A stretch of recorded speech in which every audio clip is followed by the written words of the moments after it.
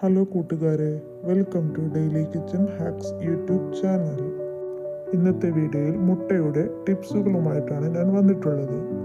ആദ്യമായി മുട്ട പുഴുങ്ങുന്നത് പെർഫെക്റ്റ് ആക്കാൻ വേണ്ടി ആദ്യം തണുത്ത വെള്ളം, മുട്ട പുഴുങ്ങിയ ഉടൻ തന്നെ അവ തണുത്ത വെള്ളത്തിലേക്ക് മാറ്റുക.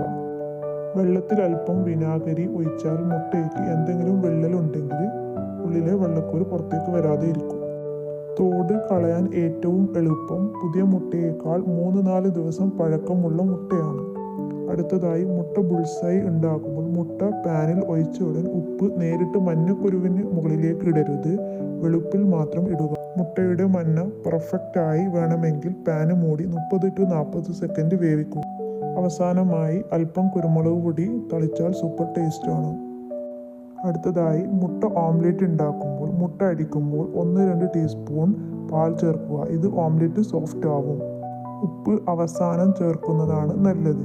ഉള്ളി വളരെ ചെറുതായി അരിയണം. ഓംലെറ്റിന് ഒരു നുള്ള് മഞ്ഞൾപ്പൊടിയും അല്പം കുരുമുളക് പൊടിയും ഓംലെറ്റ് നല്ല ഫ്ലേവർ ഉണ്ടാക്കുന്നതാണ്. പാൻ നന്നായി ചൂടാകുമ്പോൾ മാത്രം എണ്ണ ഒഴിക്കുക. ശേഷം മുട്ട ഒഴിക്കണം. മീഡിയം തീയിൽ വേവിക്കണം. ഓംലെറ്റ് മറിക്കുന്നതിന് മുമ്പ് അല്പം നെയ്യ് മുകളിൽ തേച്ചാൽ സൂപ്പർ ടേസ്റ്റ് ആണ്. അടുത്തതായി മുട്ടയുടെ ഗ്രേവി ഉണ്ടാക്കുമ്പോൾ വരഞ്ഞു നൽകുക. മുട്ട പുഴുങ്ങി തൊലി കളഞ്ഞ ശേഷം കത്തി ഉപയോഗിച്ച് ചെറിയ രീതിയിൽ വരഞ്ഞു നൽകുക. ഇത് മസാല മുട്ടയിലേക്ക് നന്നായി പിടിക്കാൻ സഹായിക്കും.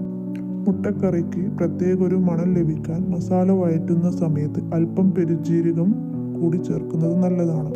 മുട്ട നേരിട്ട് കറിയിൽ ഇടുന്നതിന് പകരം അല്പം മഞ്ഞൾപ്പൊടിയും മുളക് പൊടിയും ചേർത്ത് വെളിച്ചെണ്ണയിൽ ചെറുതായി ഒന്ന് വറുത്തെടുക്കാം. വീഡിയോ ഇഷ്ടമായെങ്കിൽ ലൈക്കും ഷെയറും സബ്സ്ക്രൈബും ചെയ്യാൻ മറക്കരുത്.